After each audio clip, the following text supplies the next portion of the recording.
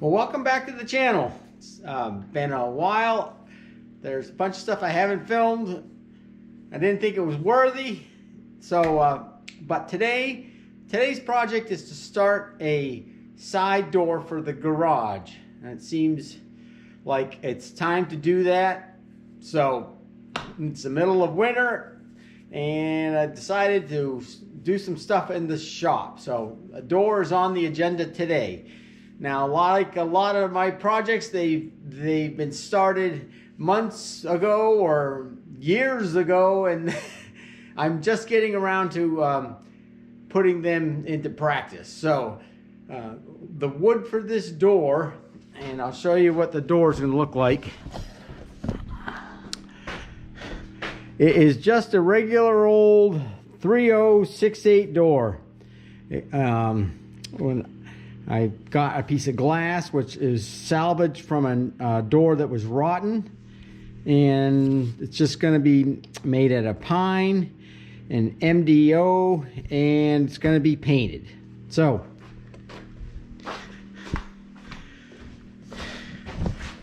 I actually got started, and then I'm like, oh, I'm supposed to film this. So anyway, so here we are. The pine was cut, I don't know, months ago. And I knew that I was going to make a door in the future. So I was sawing a piece of wood that had some nice clear stuff. So I decided to cut out some 2-inch thick stuff. And then I set it in the kiln. It was in the kiln for, I don't know, a month and a half or so. And then it wasn't quite dry enough, and I put it in our cellar for a couple of months. So this project was started months and months ago. And, oh, hold on. All right, sorry for that interruption. Business. I completely forgot where I was. Anyway, I found a bunch of pine. I sawed it up, went through the kiln. And it's sitting in the house for a couple of months, and it seems like a good time to start on this project. It's a good indoor project. So I've got actually they're 1 13/16 by 4. I think they're 4. And this, I think this stuff's called MDO. It's an exterior plywood they use to make signs with. It's got a paper covering on it. And it's really stable, so I'm gonna use that for the panels, and the glass will sit up here on the top. Now, it's gonna look almost exactly like this door, except for the middle style. And the glass that I have is actually tempered glass. That's not tempered glass. So, very similar, painted. Should work. It's not insulated. Well, the glass is insulated, but door's not. Anyways, there we have it. I got started by cutting these pieces to 80 inches, and I dragged these out from back in the shop. They've been out there for, actually, these pieces were bought when the shop was made. This shop was made. And I had some extra. I was going to make some more doors and cut up the pieces, and then they just sat in the corner. So they've been here for 20 years or 25 years. This is the stock for the rails, and I'm just cutting them oversized. I got to get 3 chunks out of here. So that's next step.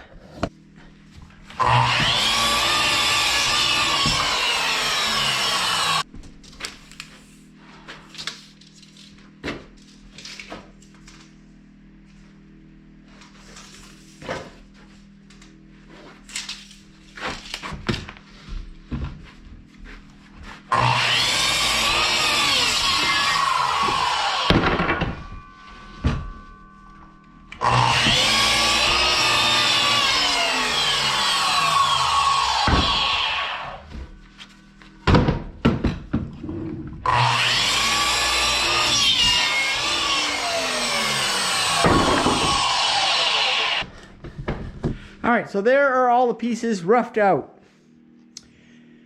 I think I'm gonna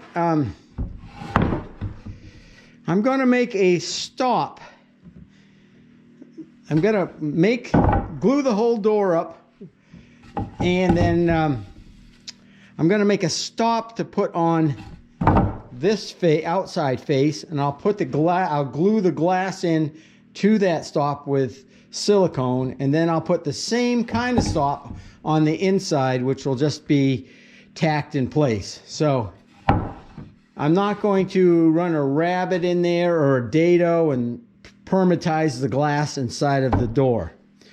All right, so next step is I'm going to joint these pieces, and then set up the dado and make a dado for the 3/4 inch plywood to fit into here.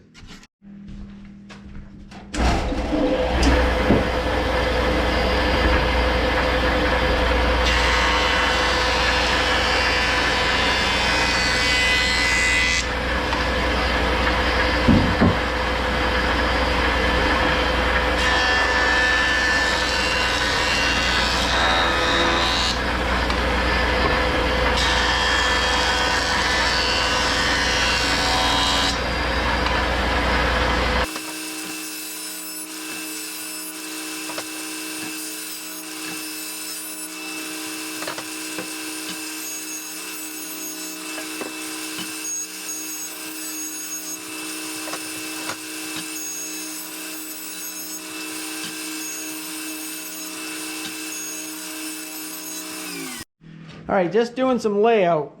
So this is the bottom of the door. Can you see that? This is the bottom of the door. The bottom rail is 7 1/8. That's what it came out to after I jointed it. So that's what we're going to start with, 7 1/8. Then I located the knob height, which is, I don't remember here. The knob is 34.5 inches to the center. And I like to make the rails get consecutively smaller as they go up the door. It's more of a visual thing than anything. It's not structural, it's a visual thing. So the bottom rail is 7 1/8. This one, centered on the knob, is going to be 6 inches. And then I measured the glass size, which is, it's 36 3/4. So I made it 36 7/8 to that line, and that made the top rail 5 1/2. So they get the rails at the top is 5 1/2, 6, and 7 1/8. So they get consecutively smaller as they go up. Now, if I put the two rails together, oh boy. Not organized here. So the glass width is 28 inches. And if I put the two rails together and put the tape on 28 1/8, giving me a little bit of room to slide the glass in, that gives me 35 7/8 of an inch for width of the door. So we're just under 36, so that's pretty good because I haven't made the frame. I'll make the frame to fit the door. I'm all happy with that. So now I can cut the rails to length and actually rip them to the widths. I know the widths they're supposed to be, and get those made up. Oh, 28 1/8. So what we're going to do for the joint between the rail and the stile is I'm going to do floating tenons in here. So I'm not going to make a traditional tenon on here and then a mortise in the the stile. I'm going to use the floating tenons and Gorilla Glue.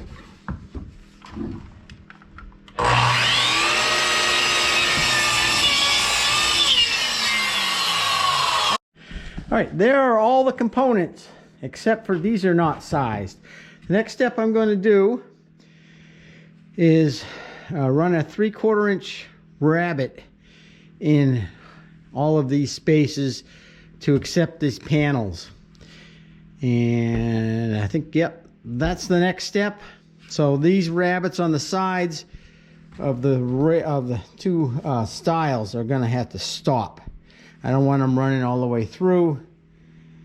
I could have and then made tenons on the ends of these. That would have been all traditional, but I'm not going to do that. I'm going to try to stop them. And yeah, there we go. So I'm going to set up the table saw. I'll bring you back and we'll run these through making rabbets for the panel. All right, I just took a scrap of the same stock for the door and ran a test piece. It's 3/4 inches wide by about 1/2 inch thick, 1/2 inch deep, and I marked what side went to the fence. I don't really care if these are off slightly, and this one's a little, like a 32nd narrower this way than this one. It doesn't matter to me as long as it's very close. In this application, it doesn't matter. That otherwise, if it did matter, I would run the side against the fence, turn it around, run this side against the fence, and that would give me a perfectly centered dado. But I put in a stacked dado head that gives me 3/4 of an inch. And so next thing to do is to test it on this plywood, because not all plywood's the same. And I'd say that that's a pretty good fit. It's not too tight, not too loose. I'll be able to glue it in there and all will be good. So now that I've got that test piece, I'm okay with that. All of the pieces for the actual door, I need to make an X on one side, because that's the side that's going to go to the fence. Because these are not perfectly centered, I got to keep all of the same side either up or down when I glue them up.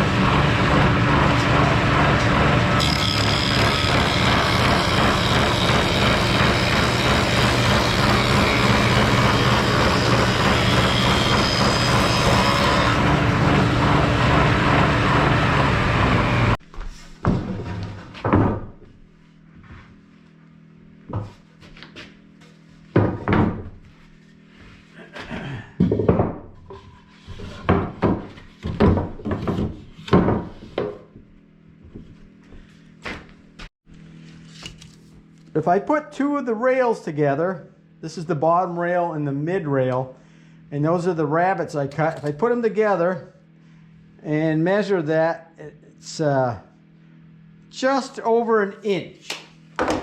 So I know when I do the dry fit for the door without the panels, I'll measure the insides, and then I'll add an inch to all of that, and that will be the actual size. So there it is, dry fit. Now what's really important by doing this is that you make sure that these end cuts are perfectly square, because if they're not, when you glue this up, it's going to rack the whole door. So that is super important that these cuts are all square. So what I came up with for the panels is the inside is 12 1/8, and then we know that we have to add an inch to that dimension, so it's 13 1/8, and the width, the height is 24 3/8 plus an inch, so it's 25 3/8. So those are the numbers that I'm going to cut the panels to, and I'm probably going to cut them a little bit smaller than that, so I'm not struggling to assemble this. Now I just realized something, and I have another one of these mid-rail pieces, and what I think I'm going to do is actually remake this with a tenon on the ends, so that will slide into there. Yeah, I wasn't thinking about this. There's another solution too. If I take this piece and I run it through the table saw with the dado head, which is still set up, and make a cut through there, I can just make a floating tenon that'll fit in there. That's what I'm gonna do. All right, changed my mind. So you can see what I did. I just continued the rabbet down across the end grain and made this little piece here, which then acts as my tenon. That'll all be glued in. Voila, bada bing, quick and dirty. It's gonna do exactly what I want it to do. All right, there is the dry fit. Next step is to plow out for all the floating tenons on the mortising machine, and then make the tenons and glue this up. Now I don't know what's going on here, because these are not ending up being flush here. That one is not. You know, I'm not really too worried about this. This all can get sanded down. This is, I don't know really honest. They should end up like this, nice and perfect. Some things are just to end up being a bit of a mystery, but the belt sander will take care of all of that.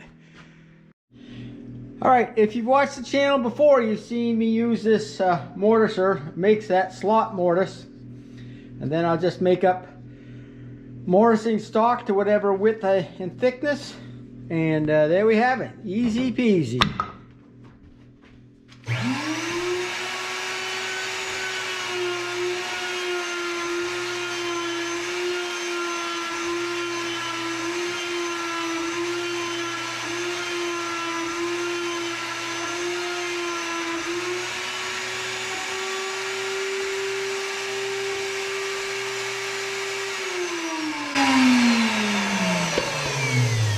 Just like that.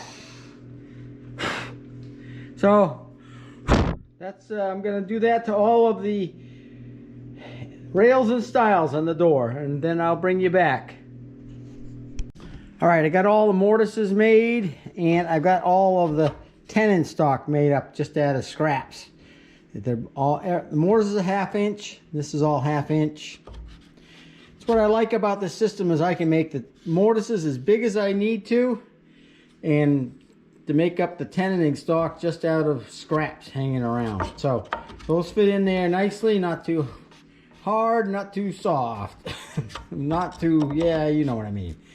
All right, I've got an old thing of Gorilla Glue there, or a polyurethane glue, and I'm gonna see about gluing this up.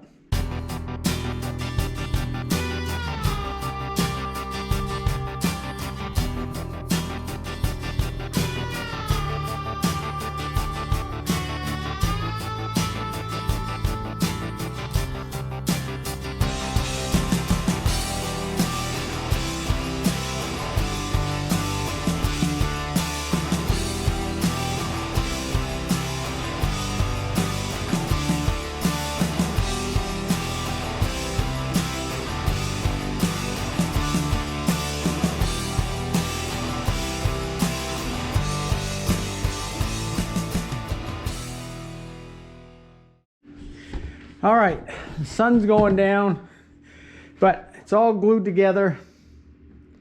Maybe I should put another clamp on this part. It's glued together with polyurethane glue, and hopefully I'm gonna leave it overnight. Hopefully tomorrow we can continue on. I can make the moldings and add those, and then sand it, take it up to the house and paint it.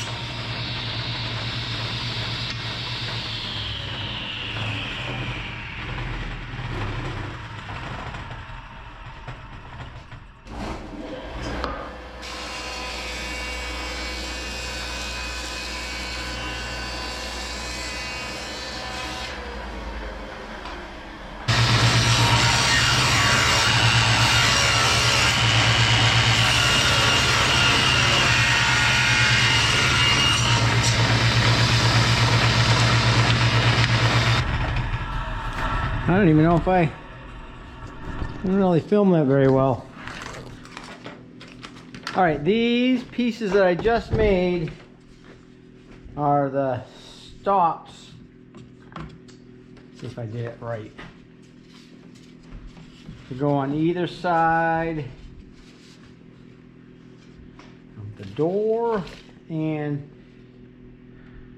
look at that. We have 3/4 of an inch on the inside. So what I'll do is I'll paint these all up, and then they'll be applied to, glued onto one side of the they'll be glued, we paint them up and they'll be glued onto one side of the opening, and then I'll set the window in a bead of silicone, and then put the other stop on, and I'll probably use some little screws to screw this one in.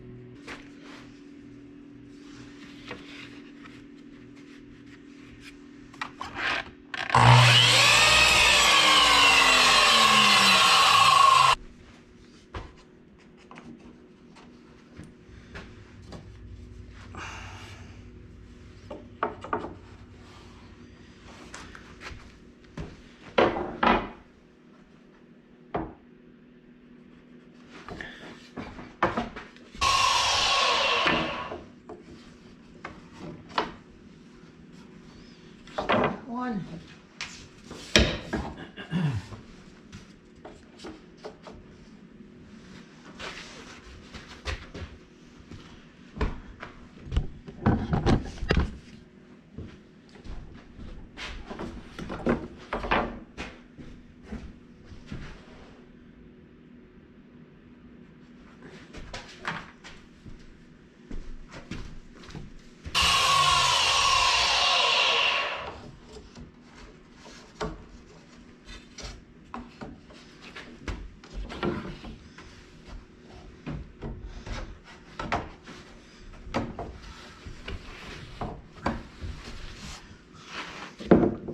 All right, there are the stops. I'm gonna actually, I think I'm gonna glue them in place. All right, you can see I just got them, they're all glued in place, and I just put some tape on them to hold them. Hopefully they'll be okay till tomorrow, when this whole thing gets sanded and brought up to the house to get painted.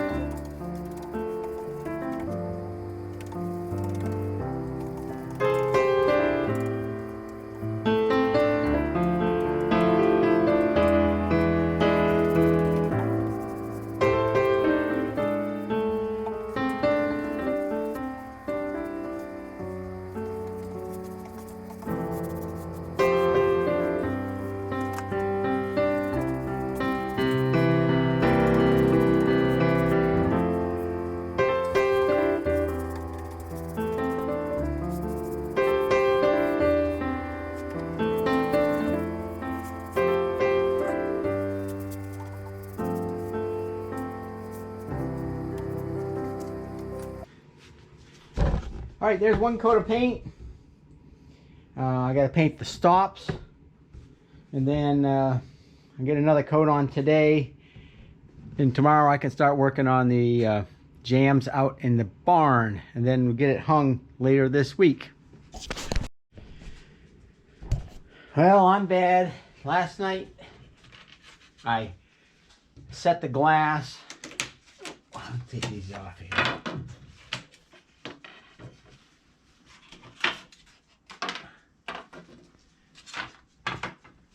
Last night I set the glass in a bead of silicone. Wasn't that exciting. I forgot to film it. This morning I went on the back porch where the chop saw is set up and took the moldings with the profile and cut them to fit. So I'm actually going to pre-drill and put screws in all the way around. So let's see about this process.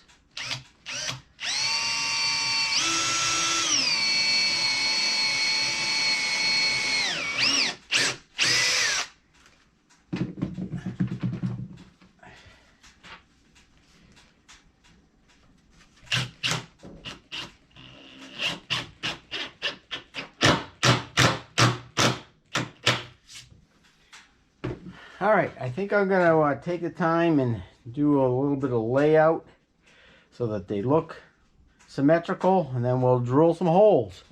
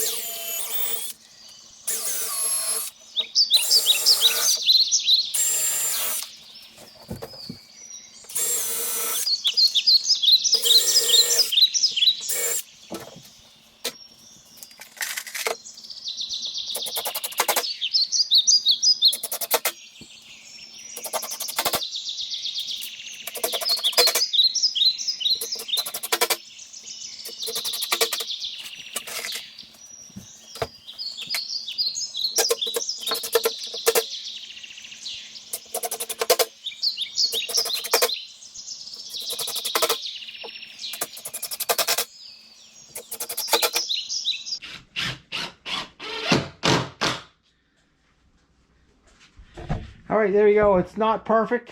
I don't know why the joints aren't perfect. The chop saw on the back porch has been out there. It's freezing. Maybe I didn't have it set quite right. Doesn't matter. This is the inside, and those stops. Hopefully the silicone is really going to do all the holding, but those will add some strength to it, especially if we get a lot of force from the wind force on the outside. All right, it snowed about, I don't know, 3.5 inches last night. Just enough to be a nuisance. But it was like, I don't know, I think 13 degrees this morning, Fahrenheit. And I think the cold has affected my brain because I forgot that I'm supposed to film this. Anyway, I put the jam in day before yesterday. This is the jam, a pressure treated jam that was from the recycled door that was rotten that I got the glass from, and it fit in here perfectly, so can't complain about that. I got the door in here this morning.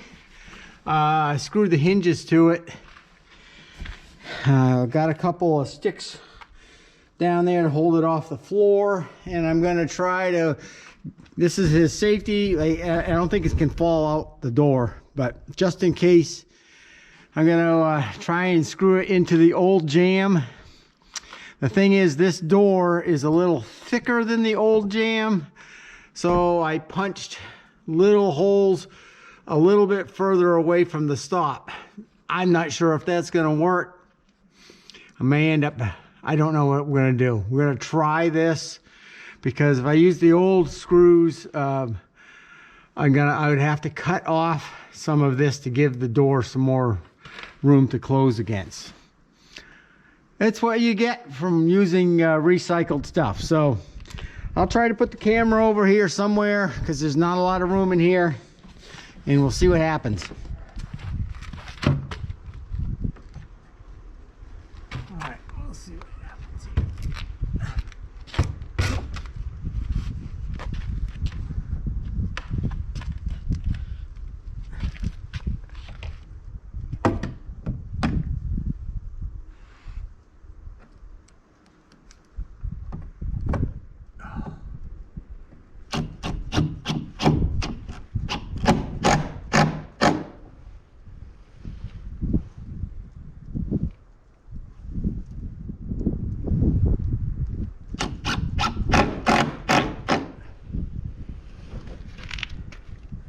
All right, there's the top one.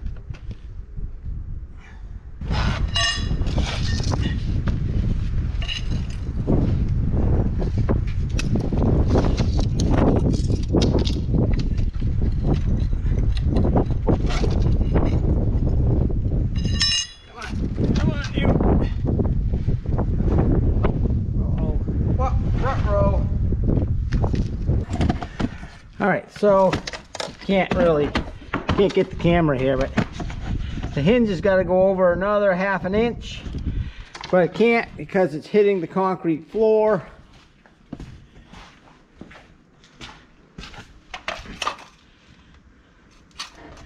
And that's what's going on, is the concrete actually slopes up. So my choices are to cut the bottom of the door. I don't really want to do that. So I think what I'm going to do is cheat all the hinges up a quarter of an inch. I think I've got enough room at the top. There's more holes in the jamb, but that'll get the door up high enough so that it's not hitting the concrete. I knew this was going to be a bit of a struggle. That's okay. I'm gonna get it done. So hold on, let me take the door off and adjust the hinge locations.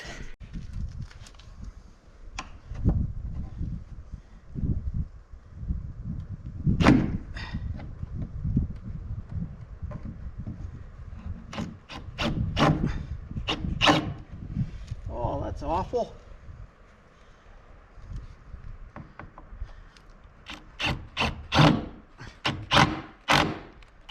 I gotta try different screws. These are not working. I can barely feel my fingers, but the door is binding. And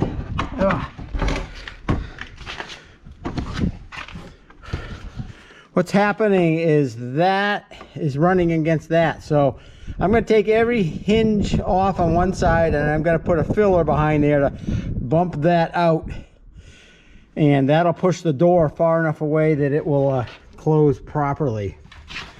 And it just barely misses the concrete, so I can work with this. All right, I got to go in and warm my hands up because I can't feel my fingers.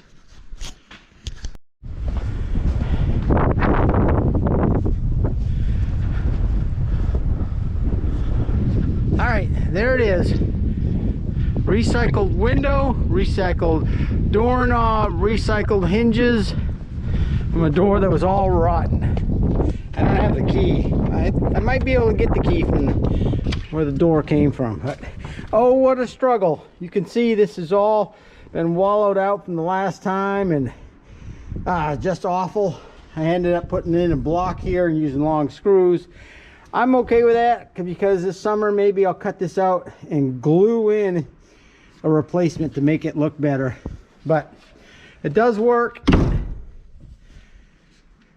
And I put blocks behind these hinges and used, of course, those have been all wallowed out from the last short screws, and I had to use really long screws. So I put some blocking in there. You reuse the old screws, and there we have it.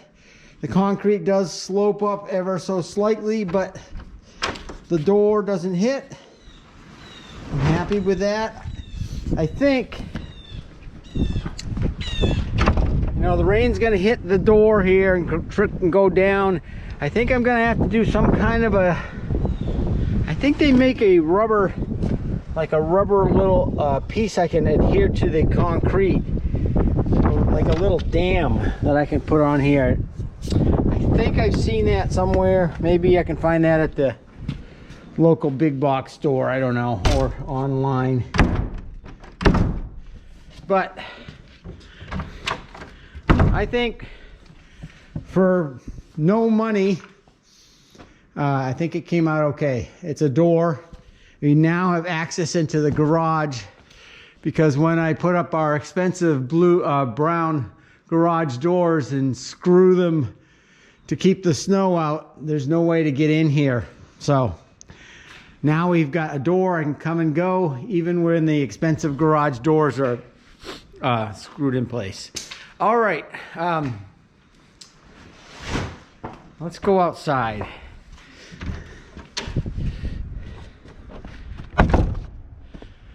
All right, that's it for this video. If you stuck around to the end, congratulations.